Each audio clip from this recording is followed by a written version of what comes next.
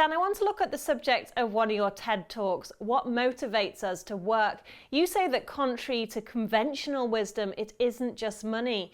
So what is it? Well, it's lots of things, right? It's a sense of meaning, it's a sense of accomplishment, and a sense of progress. If it was just money, I mean, the basic theory is that we just want money, and as long as we had enough money, we would stop working. But if you look at very wealthy people or just wealthy people, they don't stop. And the problem is that if we think that jobs are only about money, we're not setting up the situation correctly. Whereas if we understood that people are after things like meaning and completion and a sense of accomplishment and a sense that they're helping somebody else, we would do things very, very differently.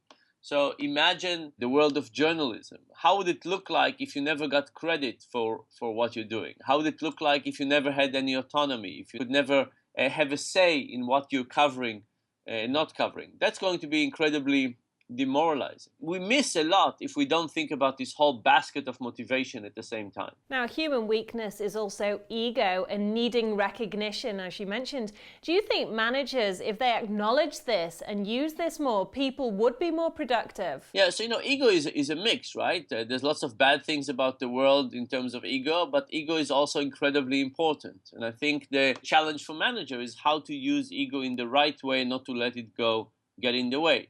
So your title is very much an ego play, right? The moment you move from one title to another title, all of a sudden you feel differently about work. Think about how often we meet somebody and we don't ask them what are their hobbies or what are their hopes for the future. We ask them, what do you do, right? I mean, whatever you do, what your title, what job, responsibility, and so on, is incredibly about who we are. How would we do that? How would we help people think more clearly about what they are and get some pride out of this? You know, every time I write an academic paper, my name is out there. When I write a book, it's my name. I know it sounds egotistic, but it is something about me and so on, and it's a motivating activity. And you can say, oh, this is nonsense motivation, or you could say, no, this is an important part of who we are. We have this capacity to take pride in what we're doing.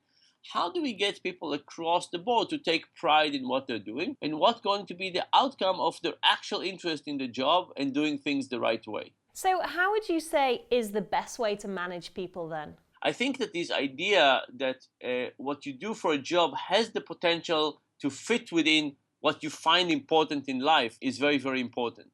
And then, of course, there's giving credit. Are there common mistakes you think that CEOs perhaps tend to make with their staff when it comes to understanding motivation? Lots of common mistakes. One of them, of course, is our focusing on salary. There was a company not too far from here that was giving bonuses of a few $1,000s. And these bonuses were based on a 16-point scale. But eventually, a point difference would translate into a few $100s. But the moment they made this system, people paid tremendous attention to it. And people said, oh, why did he get 1 point more than me, another $120? Or people would just focus on all kinds of small differences that are really not about giving people bonuses, but by measuring it on a 16-point scale and giving precise bonuses, all of a sudden people looked at it and actually compared and became demotivated rather than more motivated. Another problem is credit. I think people are just not generous in giving other people credit.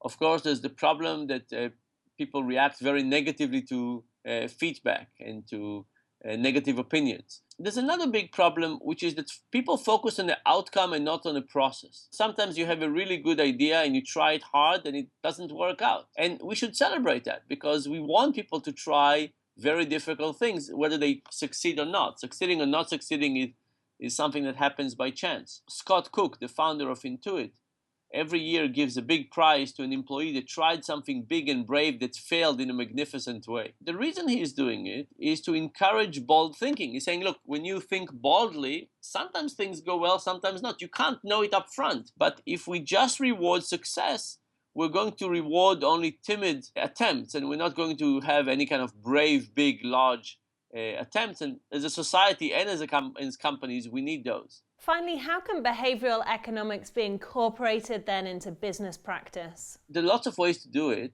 One of them is just to basically be clear about what assumptions you make about human behavior. You're putting a particular ad up, you are doing a new product, you're offering a new service. Let's first acknowledge what are you assuming that how people would behave. And if the assumptions don't seem to make sense or they don't fit within social science, let's change the assumption and therefore change the product.